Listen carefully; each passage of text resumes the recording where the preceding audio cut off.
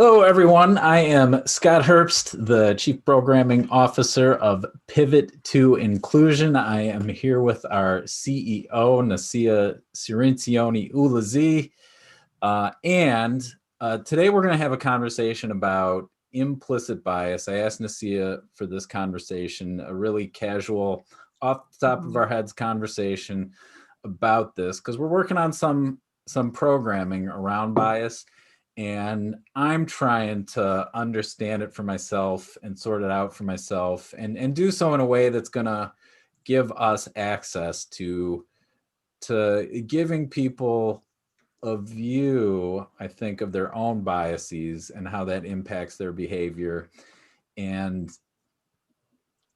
I think I'm going to shut up there and just open up the conversation now and start with this and say, Nasiah, off the top of your head, without getting academic or too technical, what would you say implicit bias is? Well, Scott, before we can talk about implicit bias, let's just deal with bias. Okay. So bias is just the inclinations toward or against one thing or another that we just naturally engage in as humans. It's not good or bad, right or wrong. So with bias, if it's explicit, we can name it, we know what it is, but that implicit bias is at an unconscious level. Those are the things that we're not totally aware of in our conscious mind that drive our behaviors. And a lot of times, these implicit biases are really kind of a result of a very flawed observational learning history. So you can ask yourself, what are some of your biases? I certainly have some. I'm very biased towards, where I live. I really love more rural environments. So my bias is always towards country living. I have other biases around kind of foods I eat, places that I prefer to be. But then there are those things that are at a very, very unconscious level that I also have biases towards or against. Let me give you an example. Now, I have worked professionally for well over 20 years. I am a mother, but when I think about who takes care of the home and who works, my implicit bias or an implicit association is always the man is working outside, the woman is more associated with inside the home work. Now, again, it's not good, bad, right, or wrong. Those are just biases that have developed over the years based on my observational learning history. And sometimes that observational learning history can be very flawed. Would you say sometimes the observational learning history is not even really observed, but more like, I'm going to try not to be too technical, but like instructed, where it's less that like I've actually seen it and more like heard about it. And that's kind of the narrative that's going around that you just pick up. Yeah. Okay. Yes. So that could be part of the observational history is just absolutely reading stories or overhearing two people talk about how a group of people are. Yes. Okay. Yes. Yeah. And we are. So one of the things that I'm noticing as we're having increased conversations around implicit bias is there is a tendency to say, oh, it's wrong. It's wrong. No, implicit bias, again, is not good, bad, right, or wrong. It's human. Yeah. Where does the issue come in with implicit bias? When you're not putting systems and processes in place to manage it. Yeah. That becomes problematic. Right. Right. I'm thinking, geez, we're about to get really raw here, okay? Because I want to try to draw the lines. So I can see, I don't know if you would call this bias, prejudice, whatever.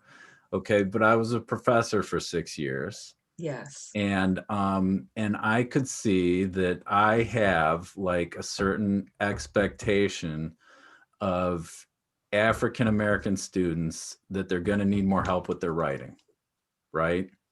Um, Mhm.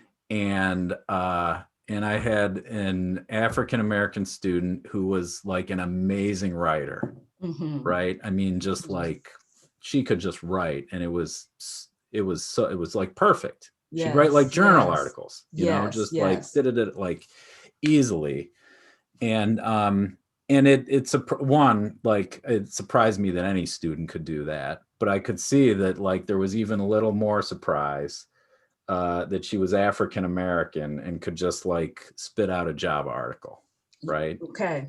So I want to know, would you say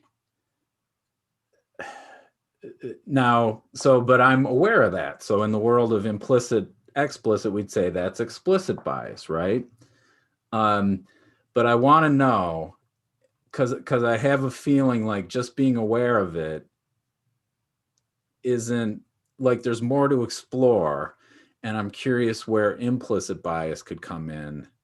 You know what Yes, I'm saying? I do. Okay. First, there, you have some things that can certainly be observable there, that there's some systemic reasons that result in many of our BIPOC students not showing up with writing as a significant strength.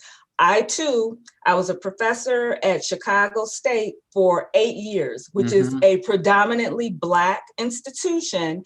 And this is something we actively work to address. So again, that I think your belief there around that, or your bias there, is kind of based on, you have there are some things that are observable, measurable, that you see that would lead you to believe that our BIPOC students may need some more support where it comes to writing.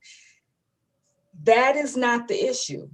Now, if you are holding that as an implicit association, meaning you're not conscious of it, and you're dealing with every BIPOC Black student you encounter as if they need support with writing, or their writing isn't up to par, and you start grading kind of with that in your mind, oh, this is a Black student, I know they're going to need significant support. They don't necessarily, they couldn't write a journal article that is this outstanding.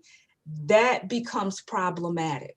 Okay, so it would be like, for I wasn't this way, but I could see uh,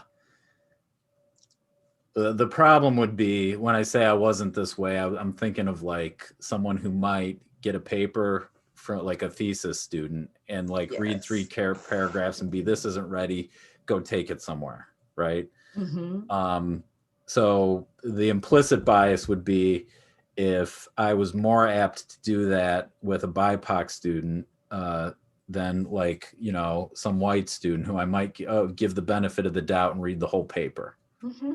Okay, got it. Got Yeah, it. there it's and then again, okay, Yeah. I don't want to make wrong the bias. Right, You right. know, what we need to do is make sure that we're reflecting in on our own behavior. And I'm a big reflective practitioner. We're reflecting in on what we do know about our bias, and putting processes in place just to pause and say, you know what, wait a minute. Yeah. Let me deal with what is right here, what's in front of me, so we can help manage the implicit bias Yeah. that is going to be there. It's going to be there regardless, Yeah. but it needs to be managed. I can tell you, Scott, me as a BIPOC woman, as a Black woman, there are people who I believe hold implicit biases about me before, I can't even hit the door, and they already have one, they're very explicit bias, but their interactions with me, I believe, also very much reveal their implicit bias. One of the things that I often hear, is people say, Nasiah, you're so articulate. And I have to think about that. Scott, has anybody, because we're around the same age, we have the same level of education, has anybody ever told you you were articulate? Yes, but enough that it stands out. Does Okay, that make sense? it does. Like where it's like now um, people say I'm brilliant, but like the actual word articulate, um, no, not too much, rarely. Mhm. And I mean, what's interesting is I'm looking at my own use of the word, and I'm very conscious of it, right? Well, yes. Yeah. I'm Well, thinking let's, of I can remember the very last time I called a white person articulate. okay. Okay. I get it a lot, a lot. That word. Yeah. God, I have a education that's worth more than $250,000. I have practiced in this field for a number of years. It would be very odd if I couldn't pronounce my words, if I couldn't put sentences together. Right. That idea that a woman, my age, my education, is articulate Yeah. is a demonstration of some implicit bias. Yeah. The And bias people being, saying, Nasiah, you're so articulate. There's no awareness there that there's anything odd about them saying that. yes, Yeah. yes. And the association is that this isn't the way Black women show up. That's at the unconscious level. And I will tell you, as a Black woman, I feel that it happens often. Other, again, I've worked in the field of behavior analysis for a number of years. And I come into contact with different professionals. Um, and often when I show up at meetings, the assumption more often than not is that I'm not the behavior analyst. More often than not, people assume when I walk into the meeting, I am the case manager. Yeah. Yeah. And again, Right. why? What is kind of driving that? Mm-hmm. So there is, I guess that could actually be kind of explicit, explicit bias, the belief that, the underlying belief that Black women don't show up as the professional with a higher degree. Well, let me ask you a question, and we'll because I'm trying to. I think there's levels to it, Mm-hmm. okay, and see if this makes sense. But so I mean, taking just going back to the like you said, you prefer living in the country, right? And that's Yes. like an explicit bias you have because you're well aware of it. Yes. Now, I was I was riding a bike on a bike ride this weekend with my girlfriend. We're riding around. We went somewhere neither of us had ever been. We're in Charleston, right? Okay. So we took a little detour to like, oh, let's check that out. That looks like an interesting little like subdivision. And she loved it. She was like, oh, look at these nice houses. Like this would be a great Mm-hmm. place to live. And I was just like, ugh, right? Mm-hmm. And and I couldn't tact why.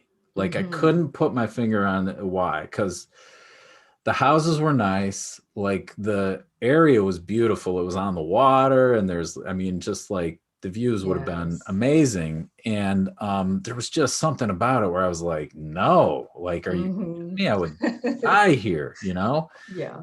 Um, Now, so I'm curious, and this seems to kind of straddle the line, right? Okay. Because I can say, no, I don't want to live there. Mm-hmm. But whatever it was, like I couldn't say why. And Mm-hmm. and so I'm curious if there's some like, I mean,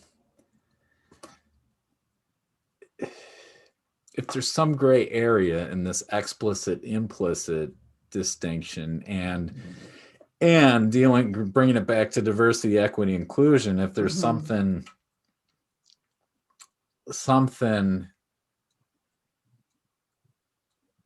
in that gray area that would be useful, for example, and if I do this, I'm not even aware of it, right? Yes. But yes. like, let's say that like I am like, God, I can see like I just treat Black people differently, right? Like I can see I do it, and I don't know why. Like say something about that. Okay. And again, from my lived experience, when I hear that, I mean, that think rings true for many people. Not many people would admit to it, Scott. Not many people would admit to, oh, I treat this group of people differently. And I think, again, I don't want to make that good, bad, right, or wrong. The work to be done in that is to reflect on the why.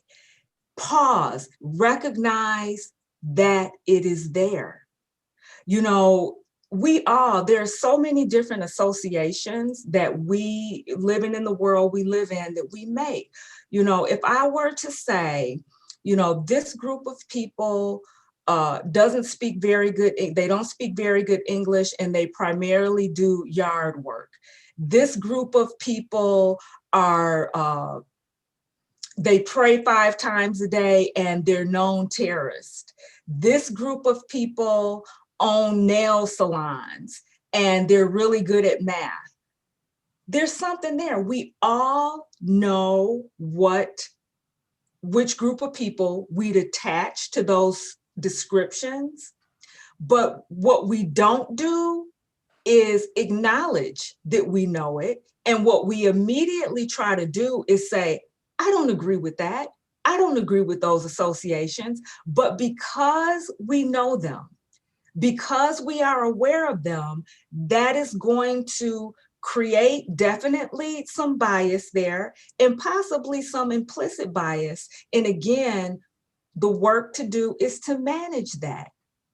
That yes, we are all aware. You may very well be operating from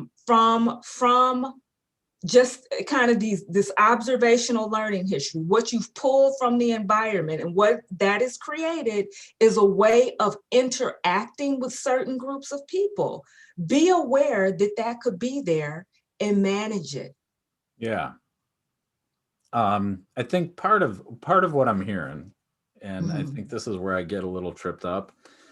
I think part of what I'm hearing is part of the work in managing it is actually taking a look at the implicit bias and doing some work to make it explicit so that you can, I mean, it's kind of like there's something in the back here that I can't see, right?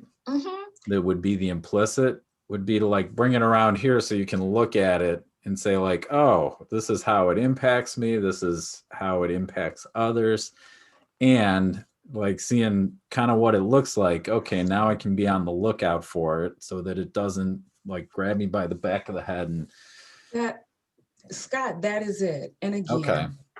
Again, that reflective piece, that self-reflection, really getting curious and interested in your own behavior and what's driving your own behavior, that could be, it really can be revolutionary in getting in touch with what some of your own implicit biases are. So just imagine you had an interaction with a person, a group of people, and you stopped and just reflected on, why did I do that? Where did that thought come from? Yeah. Think about what freedom and insight that could give a human being. Sure. That's what's going to loosen the grip sure. of this implicit bias. But when we make it wrong, when we make that thought wrong, okay, you think it or you make that behavior wrong, that's going to lock us up. Yes. We can't move around it. Yeah. Well, here's what I'm thinking is it's kind of like you said something about that a lot of people have bias and won't admit it. Right? And I think probably part of that includes admit it to themselves. And there's like a certain, when we make like bias is bad, it naturally creates a condition where I am more apt to be unwilling to even look at the possibility that I am biased, right? And so could be this whole area of life that I'm unwilling to look at. But while I'm not looking at that, my attention is somewhere else.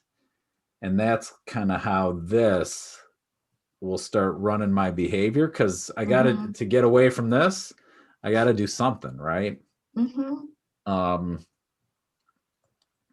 And that's something I do to get away from this could be kind of weird and funky and actually feeding this, right? That is it. That is it. And Scott, that's how we have entire systems that are flawed, because the foundation of the systems is being driven by these implicit biases and being driven. To look at. That's it. We're locked up around it. Yeah.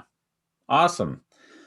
I'm going to cut us off here. I think this is, it's been a short discussion. I got a lot from it. It helped me clarify some things. I could see some things you and I can work on some programming behind outside of this. And that sounds great. It provided the people watching our channel something as well to consider and think about. And so I'm going to say thank you to our viewers. Again, this is Nasiah Cirincione-Ulezi, CEO. Scott, you know what? Can I just stop you right there? I'm going to give you a tutorial on my name. Yes. Okay. Nasiah Cirincione-Ulezi. There we go. Nasiah Cirincione-Ulezi. There we go. Yes. Okay, cool. Who is the CEO of Pivot to Inclusion, with Scott Herbst, co-owner and programming officer. We will see you the next time. Thank you.